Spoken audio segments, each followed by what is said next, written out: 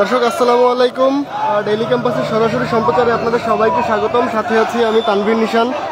দর্শক আমি কিন্তু এই মুহূর্তে অবস্থান করছি বিমানবন্দরের ঠিক সামনে। কিছুক্ষণ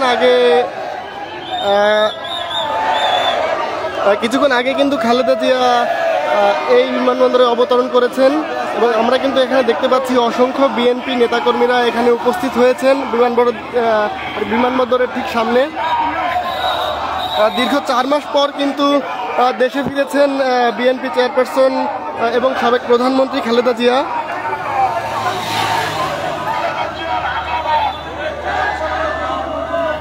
আমরা যতটুকু জানতে পেরেছি 10:40 বা এই সময়ের দিকে মূলত তিনি এই ঢাকা আন্তর্জাতিক শাহজালাল বিমানবন্দরে তিনি অবতরণ করেছেন এবং তাকে শুভেচ্ছা জানানোর জন্য কিন্তু অসংখ্য নেতাকর্মী এই মুহূর্তে এখানে অবস্থান করছেন। আপনারা দেখতে পাচ্ছেন যেটা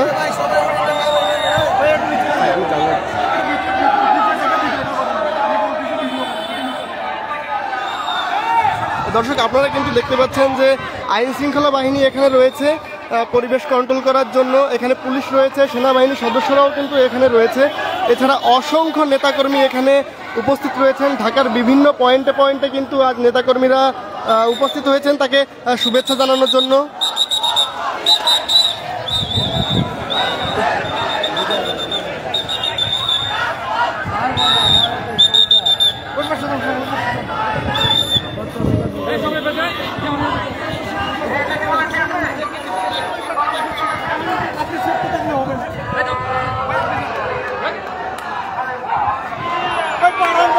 দর্শক আপনারা কিন্তু দেখছেন যে সেনাবাহিনী কিন্তু পরিস্থিতি নিয়ন্ত্রণ করার চেষ্টা করছে। এখানে কিন্তু অসংখ্য নেতাকর্মী, রাস্তার দুই পাশ জুড়েই কিন্তু মানুষ এবং এক পাশে কিন্তু রাস্তা ব্লক হয়ে আছে এবং অন্য পাশে বিএনপি নেতাকর্মীরা কিন্তু অবস্থান করছে এবং ফ্লাইওভারের উপরেও কিন্তু মানুষজন উপস্থিত রয়েছে।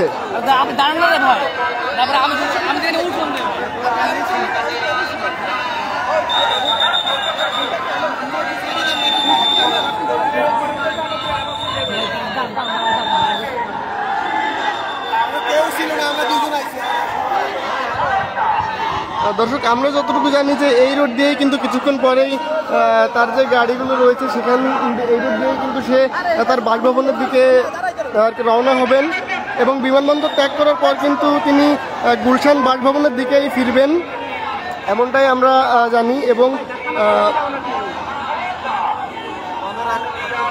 তার দেশে ফেরাকে কেন্দ্র করে কিন্তু রাজধানীর বিভিন্ন পয়েন্টে আজ বিএনপি নেতাকর্মীরা উপস্থিত রয়েছেন